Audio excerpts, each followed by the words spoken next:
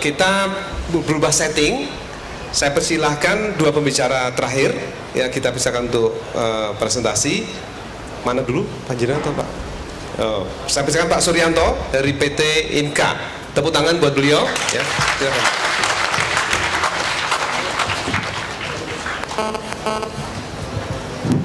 Baik, terima kasih. Assalamualaikum warahmatullahi wabarakatuh. Ya, ini mudah-mudahan tidak membosankan karena memang jamnya sudah jam berat. Jadi penghuni perut ini rasanya sudah berteriak. Jadi sudah pada demo gitu. Apalagi perbekalan dari tadi pagi juga mungkin sudah habis. Jadi ya, kira-kira seperti itu. Mohon maaf, mudah-mudahan ini tidak terlalu lama. Baik. Ya, tadi saya mendengar paparan Pak Tantra semangat sekali, tapi begitu teman DE dan Pak Jenot ini ternyuh. Karena Inka pun juga kurang lebihnya hampir sama. BUMN itu ya hampir sama, Pak. Apalagi kalau kita ini sama IPTN sama, Pak. Ada embel-embelannya. BUMN industri strategis. Hebat banget, Pak ya. Hebat, oh betul Pak. Tapi sebetulnya ya kurang lebihnya kalau ada adik sekarang ini lebih suka lah. Saya pun juga suka lagunya Armada. Mau dibawa kemana hubungan kita? Artinya ya hubungan industri kita itu mau dibawa kemana? Tapi baik, ya memang kalau saya boleh nanti juga usul, sebetulnya yang kita mandiri bukan hanya teknologinya, tetapi juga nanti mandiri dalam hal finansialnya. Karena industri tidak lepas dari dua hal itu, masalah teknologi dan masalah finansial. Seperti tadi Pak Jenot sampaikan, kira-kira seperti itu. Bahkan ini sedikit agak cerita saja bahwa saat kami tender di Malaysia, persoalan pajak Pak, ini jadi dan juga ini kemampuan mereka. Jadi saat itu kami sudah secara teknis diterima, secara harga lebih murah, tetapi dengan jawaban mohon maaf karena ini untuk menggerakkan perekonomian mereka, walaupun harga mereka lebih mahal, mereka harus menggerakkan industrinya.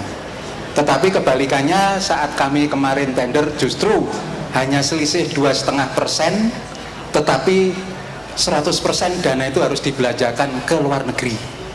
Ironis sekali, makanya saya itu mungkin kalau hari ini ada saker-saker, ini memang paling ditakuti Pak. Saker itu paling tidak berani memenangkan industri lokal walaupun hanya selisih 2,5%. Padahal sudah ada Kepres 54 yang menyatakan kalau kandungan lokalnya 40% itu tidak boleh import. Tetapi tidak ada yang berani. Mudah-mudahan dari sini akan ada berani saker-saker yang memelopori sana. Baik. Saya awali aja langsung bahwa kami di Madiun, kota kecil Pak, mungkin kurang lebih sama dengan Blitar. Nah, kami coba bangun waktu itu kemandirian teknologinya sama dengan IPTN. Kami berawal di akhir dan berakhir di awal. Kami yang penting waktu itu adalah bisa membuat bagaimana cara membuat kereta. Sederhana aja, dulu ngelas seperti ini. Ternyata untuk menjadikan las yang berkualitas berbeda. Nah, tahap kedua kami bangun bagaimana kami cara mendesain bareng-bareng. Ya bodoh-bodoh sedikit tidak apa-apa Pak ya. Jadi ada sekarang kita belajar dan tidak apa-apa lah, kita serap ilmunya. Karena itu seperti tadi Profesor Herman juga sampaikan, dulu kami itu ya nggak berani lah.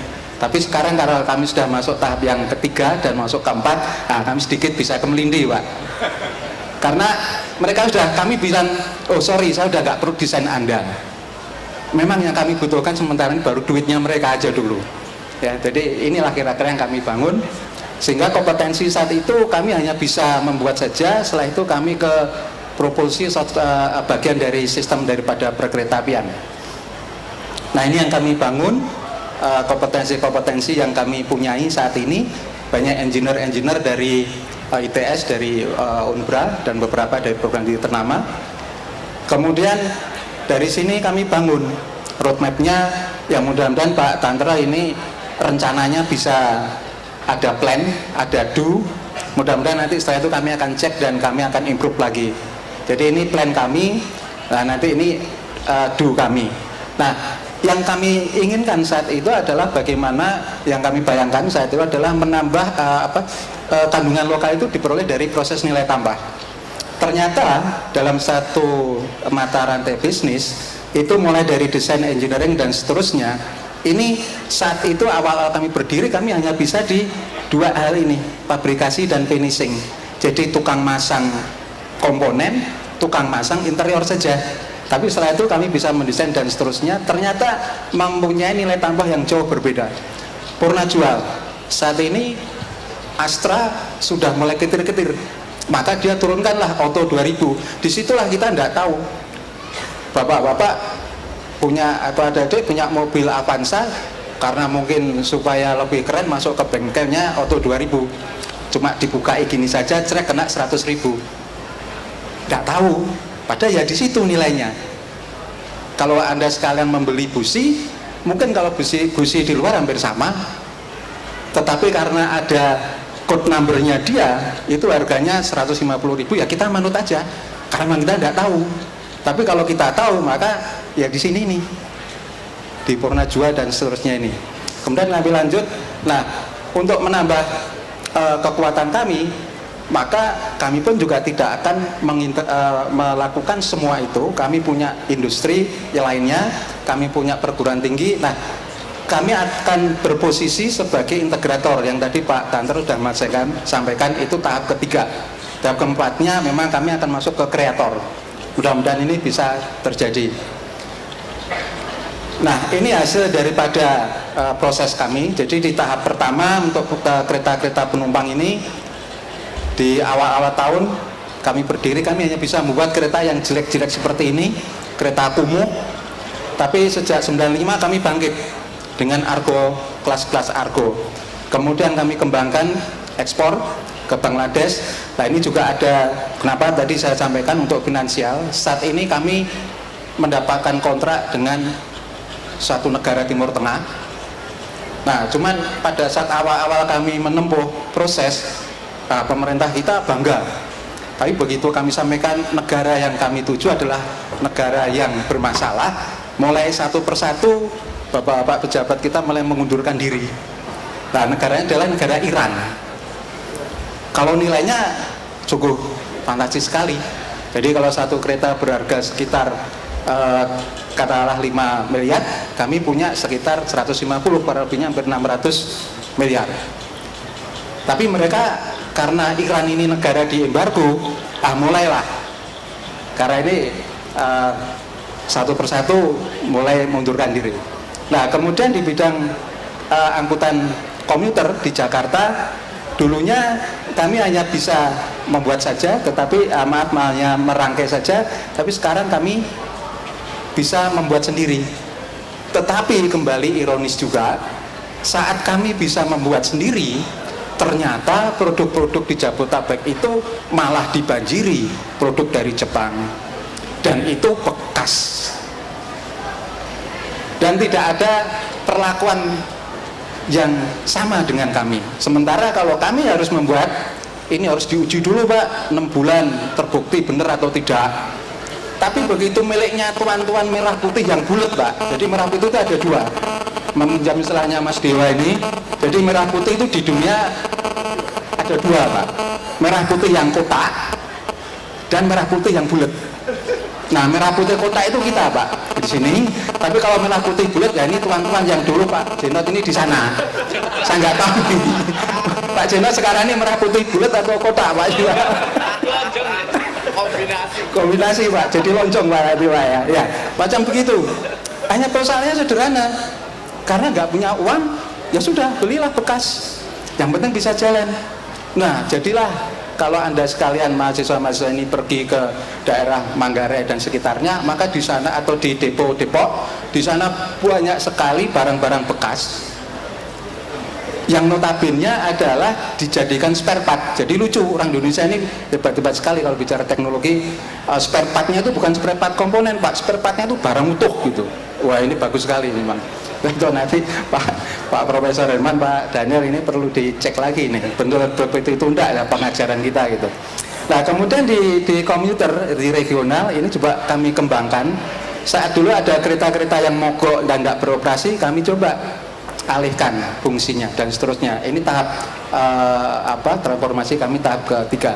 Nah, bagaimana tahap keempat? Kami langsung aja. Tahap keempat, saat ini sudah satu fakta bahwa kita bukan lagi negara pengekspor minyak, tapi kita sudah net importer. Kemudian aspek-aspek lingkungan yang lainnya, maka kami akan mengarah kepada sistem transportasi massal yang inovatif. Mari kita lihat. Ini yang coba kami tawarkan. Jadi dengan pola tram yang kecil-kecil ini di satu daerah tertentu di perkotaan. Nah, ini aneh, dulu juga Surabaya punya tram, tapi sekarang malah tramnya tenggelam karena sudah relnya ditutupi sama aspal. Nah, ini menyedihkan sekali. Kemudian monorail, nanti kita juga akan bisa lihat di sini. Kemudian berikutnya mengenai otomotif, ini kami dulu mulai bisa membuat dengan yang paling sederhana, kemudian kami buat bis yang kecil juga, kemudian kami membuat juga untuk bis gandeng yang sekarang beroperasi di Jakarta. Tapi kembali ini pun juga kami harus bersaing dengan produk China. Walaupun harga kami juga selisih hanya 100 juta per unitnya, tetapi karena sakernya bilang, kepresnya bilang cari yang murah. Ya, kami harus gigit jari lagi, Pak, di sini. Ya, enggak tahu lah, biarin, enggak apa. Mungkin kami sedikit menghibur diri, ya mungkin bukan rezeki lah gitu ya. Mudah-mudahan ada rezeki yang lain, enggak tahu, karena rezeki itu enggak selamanya dikemas dengan cara baik. Kadang-kadang rezeki itu dikemas dengan cara ya mungkin menyedihkan juga, Pak ya. Pak Zino itu pengalaman banyak sekali. Nah, kemudian kembali masuk ke ramah lingkungan. Nah, ini juga satu hal yang sangat menyedihkan sekali. Ini kemacetan ini sudah terbiasa di kota besar. Bahkan mungkin sangat mencengangkan sekali kalau angka kemacetan ini dikonversikan. Ternyata ada satu studi yang menyatakan bahwa dampak kemacetan itu sekitar hampir 40 triliun per tahun. Jadi kita itu negara paling boros mungkin di dunia. Jadi kemacetan ini, dan yang lebih menyedihkan lagi, nanti Mas Dewa juga menyampaikan, di antara mobil-mobil ini tidak ada satupun mobil bermerek Indonesia, tidak ada satupun.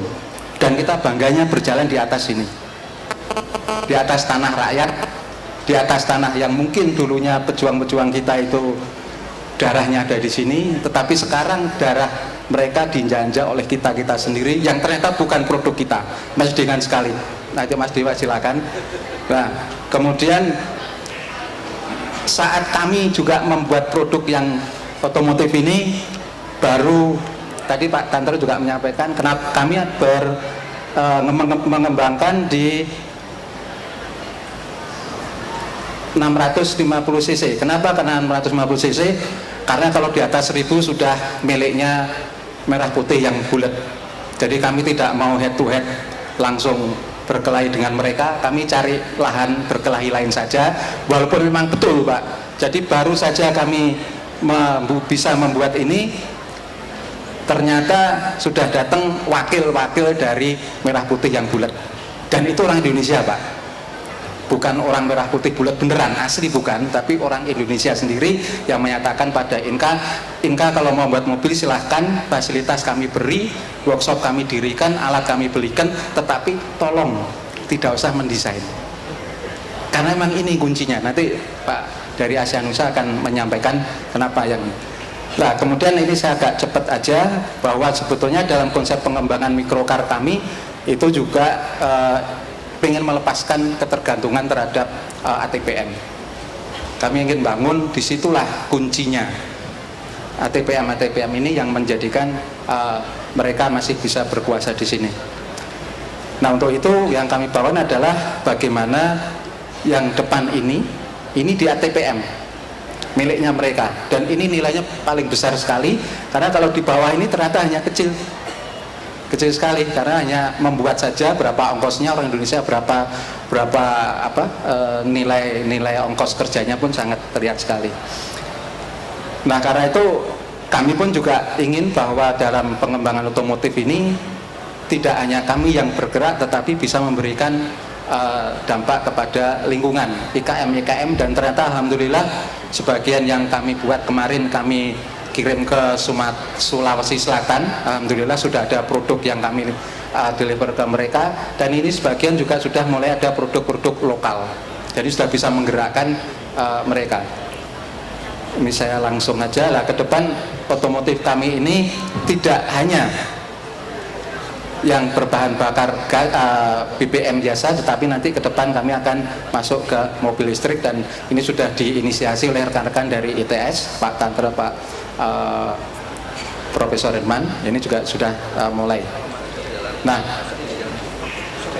saya langsung saja agak cepat di sini supaya lebih bisa. Nah, yang kedua, kemandirian yang ingin kami bangun adalah bagaimana kami mandiri dalam hal berbisnis, mandiri dalam hal berfinansial. Karena itulah saat dulu kami sudah bisa membuat, kami ada di sini.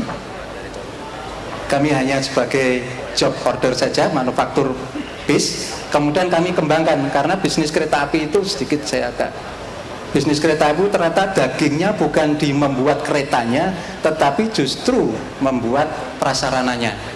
80% ada di sini, dan saat ini bisnis ini masih dikuasai oleh sebagian besar Merah Putih Bulat dengan dalih bahwa ini pinjaman lunak 40 tahun, 10 tahun grace period, bebas bayar dan sebagainya, bunganya kecil. Tapi ingat, 40 tahun kita mesti harus nyicil.